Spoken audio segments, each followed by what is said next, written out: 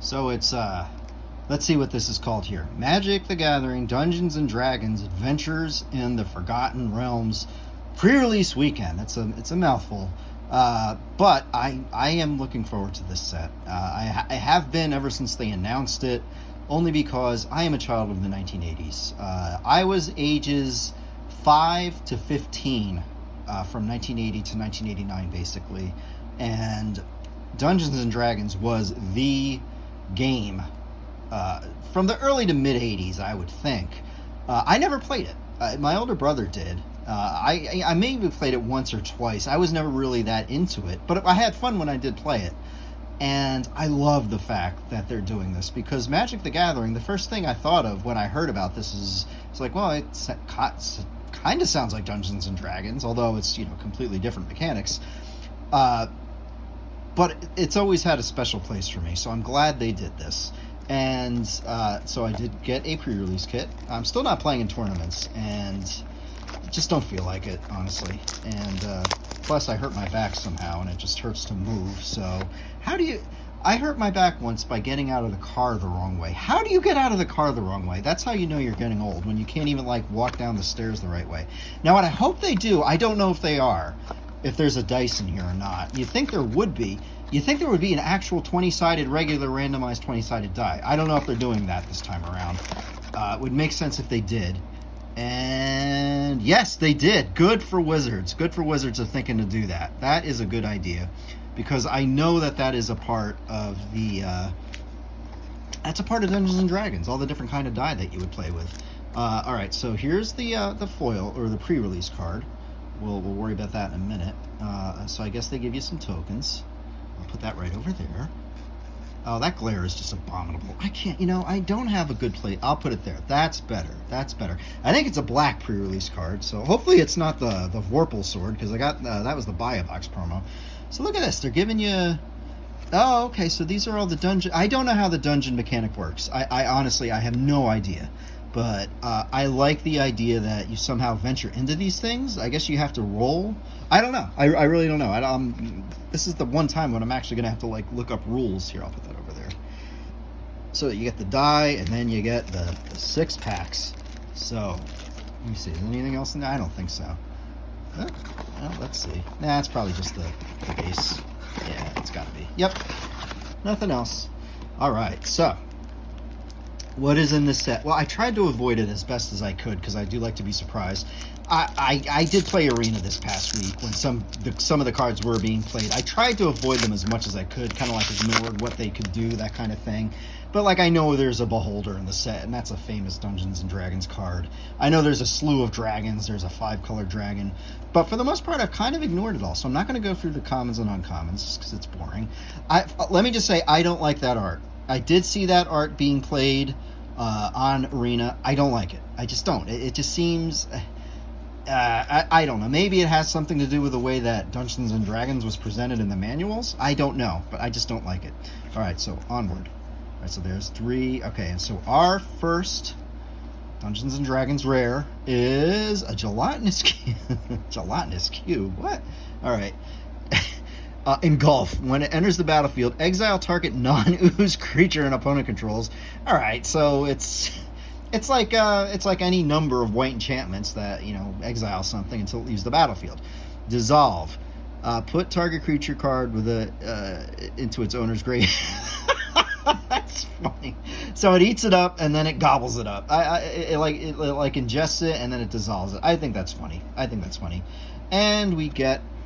Now, what is this all about? Okay. Fine. And a spider. Yeah, I know spiders are a part of this set. Now, I know nothing about Dungeons and Dragons lore. I have no clue what any of the creatures are, or what the realms are. I just don't, because I was never into it.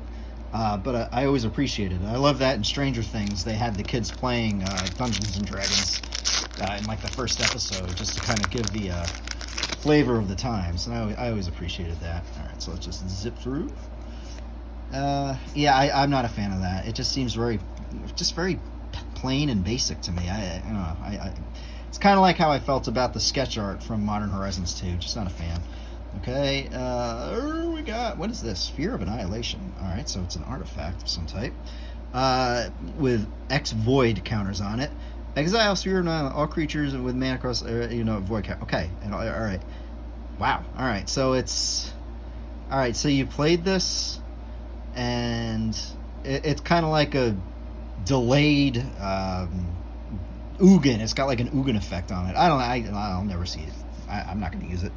All right, whatever. So they give you a forest, and they give you a dungeon and a goblin token. Let's see if it's the same one over here. I don't know how many different dungeons there are. Dungeon of the Mad Mage. Okay. So I'll have to investigate that. All right. So what cards do I hope to get from the set? Well, the other reason I like Dungeons and Dragons is I've always liked Magic. To me was always about big creatures, fighting it out, and there are a ton of dragons in the set from what I've seen. I know there's a bunch of legendary ones, so hopefully we can pull one of those at some point. Gretchen, they all sound like English names. Gretchen Titchwillow. All right, let's see. Reclusive Painter, and a land. See, I haven't seen any of the lands played on Arena, which leads me to believe that the land cycle probably isn't that good. If you control two or more other lands, Hail of the Storm Giants enter the battlefield tapped. What? All right, add blue. What the hell is this? Till the end of turn, becomes a 7 with ward free. It's still a land. Okay, so hang on. If you control two or more other lands, haul. So if I control one land, this doesn't come into the battlefield tap? I don't get that. I don't. I'm not smart. I don't get that. But would I ever use this? I guess if you need a creature late in the game, and we get a foil, contact. Here, that's a rare. Not too impressed with all this stuff yet. And there's a skeleton. So I guess there are 3 dungeons, and I'll put the stuff up there just because the glare is so terrible. All right, so 3 packs left. Interesting so far. Interesting. If you hear noise in the background, it's the air conditioner. I'm sorry. It's like just one of those awful, humid, oppressive days here in New Jersey. So I don't care if it, all 72 of you who are subscribers here. I think you'll get through it. Let's see here. Power of Persuasion. Choose your weapon. Battle. All right. All right. So we have our first mythic. All right. So I did see this guy played against me. I don't know what the hell it is. All right, so as long as he has 7 or more loyalty count, he's a 7/7 dragon god creature with flying and indestructible. Okay. Target creature without first strike, double strike, or vigilance can't attack or block until next turn. Okay. Search your library and or graveyard for a card named Monk of the Open Hand, reveal it, and put it into your hand. Shuffle. Okay, well, all right. Got a mythic. All right, 2 packs left in this somewhat underwhelming pre-release kit. That's okay. This is the fun of opening a new set, just seeing what's there. Let's get through this crap. Yeah, not impressed. Manticore. That's the other thing. I remember when my older brother had the manuals. I would look through the manuals and check out all the different monsters just because they fascinated me. And that's the other thing that I remembered about Dungeons and Dragons. Just that was kind of my first introduction to like these mythical monsters, and that's what I always liked about the game. All right, and it's one of these things. I'm not a fan so far. No, they're not. All right, class. Gain the next level sorcery. All right, to add to its ability. All right, so I understand. Yeah, well, it's blue and red, so that means I'll never play it. So we'll put that there. And another. All right. Now we still have the pre-release, the promo card to check out. Hopefully it's good. Watch, it's black, I think, so it'll probably be one of the black ones that I already have. I hope that's not the case. All right, so there is a cool green dragon. Yum. All right, when green dragon on the battlefield, until end of turn, whenever a creature an opponent controls is dealt damage, destroy it. Poison breath. I like the art. What the heck? That's kind of cool. Rust monster. And a loathsome troll. I like the art on that.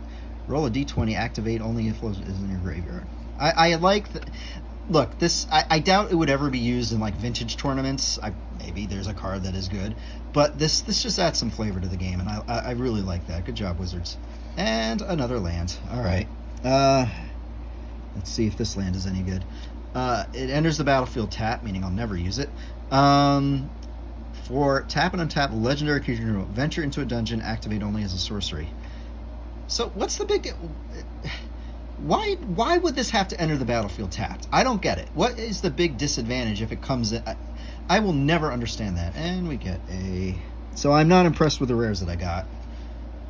So we get a foil, another one of these lands, and a little fairy dragon. All right. Okay, so let's see what's over here. It's a rare. It is a Westgate Region. What the hell is... All right, it's a vampire. I like that. Flying Ward, discard a card. Oh, that's cool. All right, so cost 5, it's a 4/4. That's like a Sengir Vampire, basically, with Ward. Whenever it deals combat damage to a player, put that many +1 counters on it. Wow, wait a minute. So if this does 4, you're going to put 4 +1 counters on it? Wow. All right, I like that. That's... All right. I'm not... Look, I like black cards. Don't mind getting something like this. Looks like there's a code I can use for Arena, which I will do later. All right. Yep, we'll worry about that later. So I'm happy with that. I have no idea that this was in the set. And yeah, if you guys remember the Sengir Vampire, that's exactly what this is, but it's better. It's completely better. So this is my pre-release kit. And I will be opening up a set box. Oh wait! We're not quite done. So this, all right. So this actually explains the rules. Zathar's Guide to Dungeons. All right. All right. Well, that's yeah. We know that. And you choose one of the dungeons and go into the first room, triggering its ability. Each time you venture thereafter, move down into a room connected to your current room by an arrow and trigger that room's ability. If there are multiple rooms connected, choose one which you go into. When you're in the bottommost room and you get its ability, enter the completed dungeon. If you're in a dungeon, you can't enter another dungeon until you have completed the one you're currently in.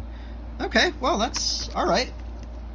I might actually hang on. I always throw this crap out, but I might actually hang on to it because it could prove useful. Anyway, so that's my pre-release kit. And... not the best, but this thing made up for it. So, onward.